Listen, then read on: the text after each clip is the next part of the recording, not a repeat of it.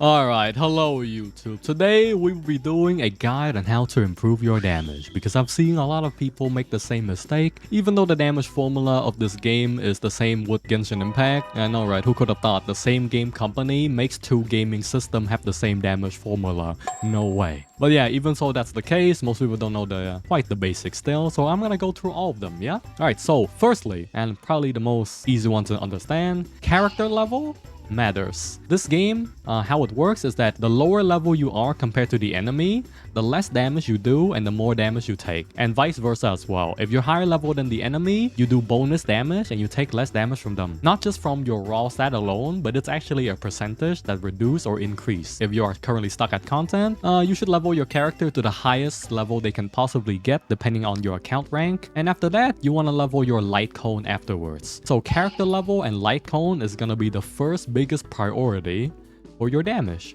Right, so for talent level, it's once again, no way. It's the same with Genshin Impact. Talent level, if you can, just stop at level 4 or level 6 on your talents, because increasing more takes too much resource for now because everyone is at the early game. Each points in talent level increase your damage by 4% to 8% max, so it is an increase, but that doesn't mean you should like fully invest in them early game because the resource is pretty limited and we have like limited energy to farm resource, right? So ideally talent, you stop at level 4 and you want to take the big nodes. All the big nodes on your character matters, right? So these are the small nodes and these are the big nodes. So for damage dealer, you want to level your talent, your skill, and your ultimate. You will most likely ignore your basic attack because here's why. When you play this game, your DPS are not the one using their basic attack at all. They're mainly spamming their skill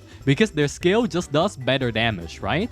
Your healer is the one using their basic attack 90% of the time, or your tanks, right? Or your supports. You get the point, right? Because they're the one that has a skill that is situational. So like, if you need a taunt from your tank, you only use the taunt when the enemy is doing a big hit or some important damage you need to soak up. And you only use your healer skill when you need to heal, right? Fucking forehead, right? So generally, your healer and your tank or your supports are the one that does basic attack most of the time. Your DPS will be the one spamming their ability because basic attack has really low damage ratio compared to abilities anyways. So for talent upgrade, I'm not telling you to like max out your healer basic attack, but like just keep that in mind, okay? You don't necessarily have to level up your DPS basic attack because most of the time they're using their skill, okay? To sum it up, level your big nodes because a lot of the big nodes give you crucial utility like a cleanse. And for your DPS, max your talent,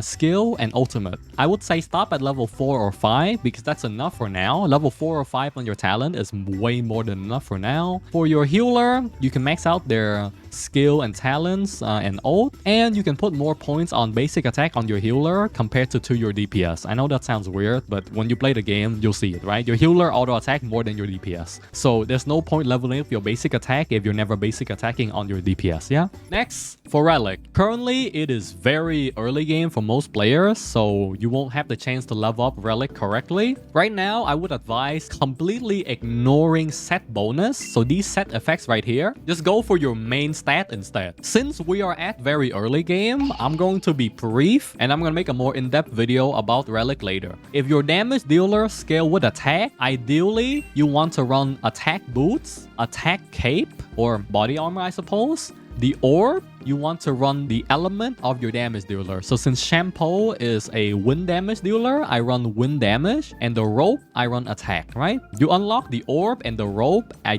think at like level 24, or when you clear world level 3 in simulation universe. For my Sushang, I don't have a lot of good stuff on Sushang, so I have defense here, I have crit rate here, I have physical damage here, and I have attack here, right? So same thing.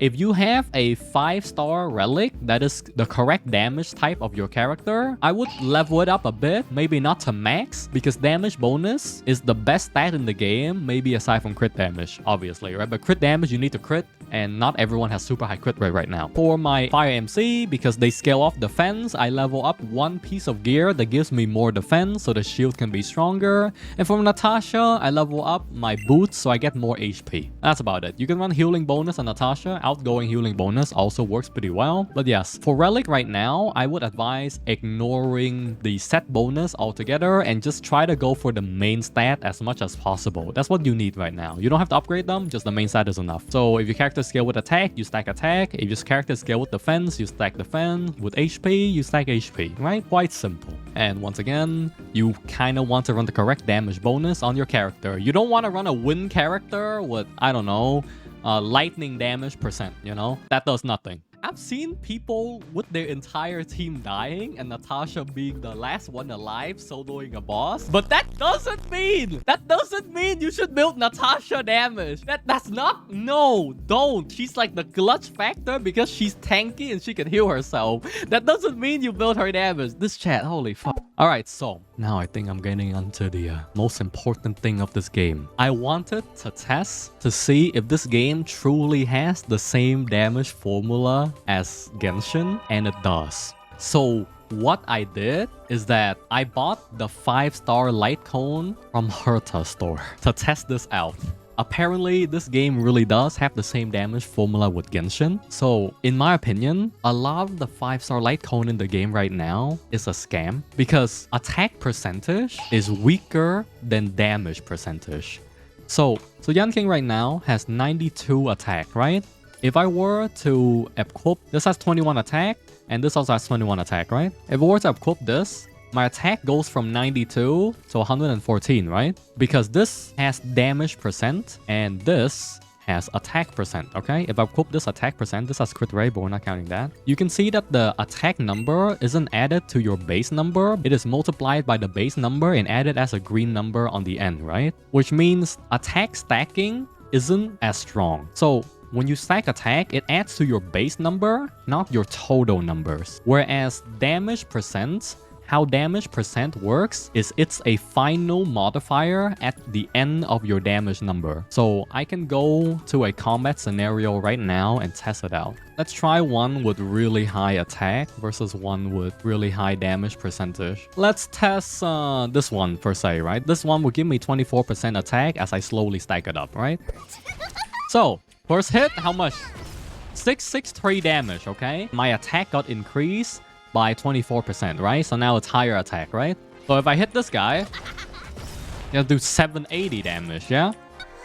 Now if I stack more attack by using more, because the current light cone hook has increased my attack if I do a basic attack, a skill, and an ultimate, right? So now my attack should be higher.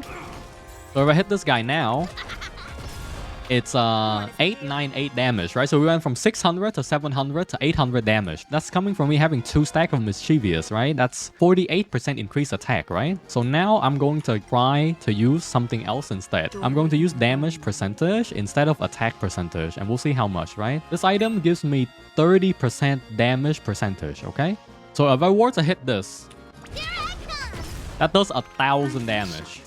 So it does 40% more damage. Because it has the same damage formula with Genshin, damage percentage is always better than attack percentage. The only thing better than damage percentage is crit damage, but you have to crit. No way, right? Yeah. I wanted to test with the 4-star because it's easier, because for some reason, this is worse than the 4-star one.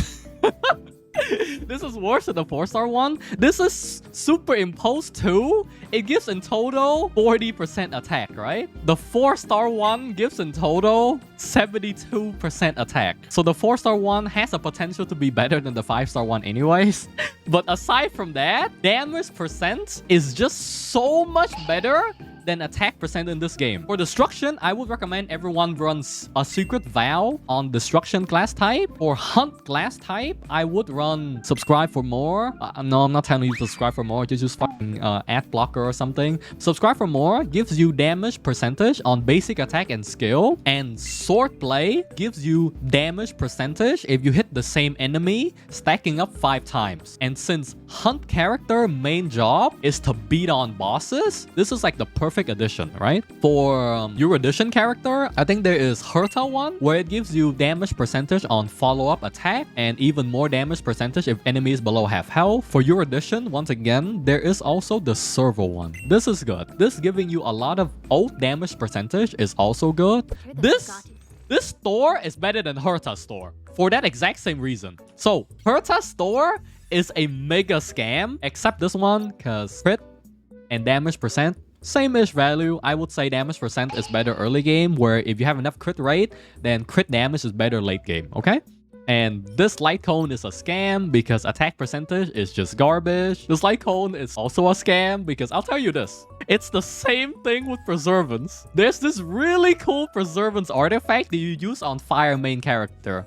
It's called Day 1 in My New Life. You know why it's good? It gives damage resistance for all ally. 8% to 12%. If you're level 80, this is equal to like 2000 defense for all your ally. So unless you're playing Japard, you don't use this one. This one just gives you flat defense. Coming back to what I was saying, the reason why Herta's shop is a scam is because this shop is too good. This shop here is way too good, okay? For Mata, what does it give you? It gives you damage percent. What does this give you? This gives you damage resistance percentage for all your ally. This gives you damage percent.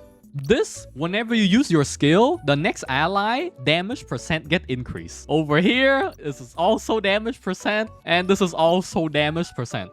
Honestly, I think Herta's shop is just a mega scam. This shop is just much better, and I guarantee you damage percent will scale even better later on. Because the higher level your character is, you'll have more than enough attack already. Okay, so another way for you to improve your damage is quite simple. As we know, everyone plays World Simulation as the earliest way to farm 5-star Relic. A lot of people are stuck in floor 3 because Japard is just very tanky and he puts up giant shield, right? World 4, they do a lot of stun. World 5, she mind control your character. Is that a spoiler? World 6, they stun your character, right? So one of the ways you can improve your damage and improve your experience about the World Simulation is quite simple. You play it more. Because World Simulation has an ability tree. And the more you progress in the ability tree, the more damage, defense, and HP your character has. If you get to this point, you also get bonus crit rate and so on, right? I may or may not have farmed a little bit